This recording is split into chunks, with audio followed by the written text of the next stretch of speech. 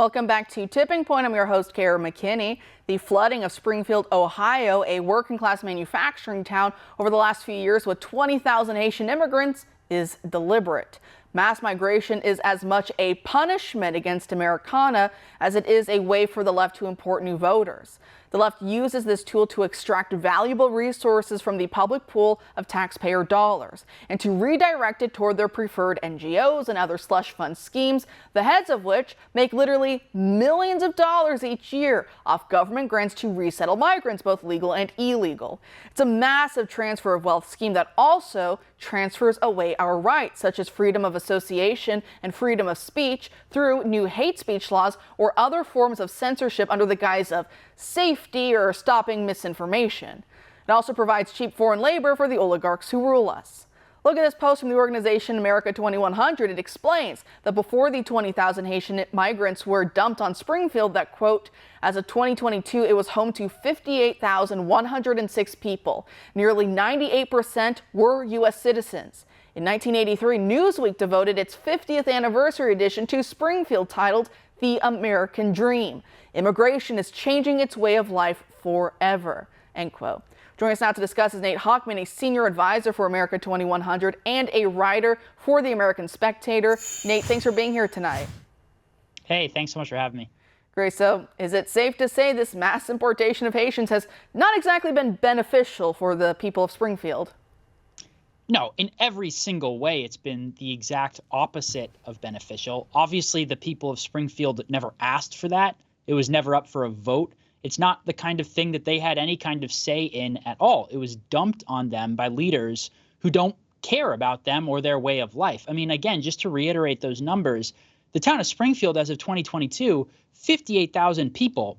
Over the course of the last decade or less, they've gotten an influx of 20,000 Haitians. So that's about a third of the town's population is now from a completely different place, a completely different civilization, and is radically transforming the town forever. I mean, if you think about it, a town of that size, getting that many people over that short period of time, it is bound to drastically change every single aspect of their life. Church, school, little league, civic life, everything about the town is radically different, and it is radically different for the worse in this case, and that's the problem. It really is. And I know there was an issue that happened not too long ago in Springfield where I believe there was a Haitian migrant. I think he somehow crossed onto the wrong side of the road, hit a school bus. I know at least one child was killed. Many others were injured. And this is happening with greater and greater frequency. And like you said, town hall meetings and the like, a lot of residents are saying, hey, we never asked for this. We don't like this. We don't like where this is going. And yet, no one ever cares about them. It's really the forgotten man. And so when I think about this mass immigration and you think about where Democrats specifically and the resettlement NGOs and all the rest are putting people, it really seems like it's a punishment scheme to rip apart Americana, to destroy anywhere where there is strong local civic engagement, because those poles of power take away from the federal government. And like I said, I keep coming back to the word punishment, but is that the way you see it as well, that the left is punishing those Americans that they see as being evil and backward and bigoted and needing to have their communities destroyed, ripped up, their churches torn apart,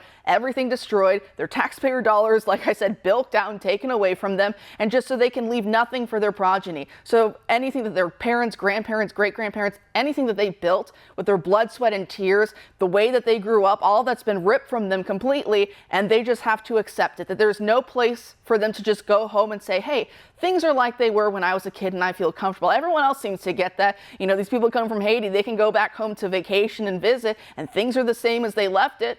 Maybe minus hopefully the cannibals, but they can have that feeling of nostalgia and, oh, my grandfather built this and the town still looks the same and it still has the same cultural beliefs and everything like that. But the people of Springfield don't get that. A lot of other Americans in this country right now don't get that. So when they say that the America you grew up in no longer exists, that's really true. And so, like I said, the word that keeps coming back to my mind is punishment. Do you see that as well?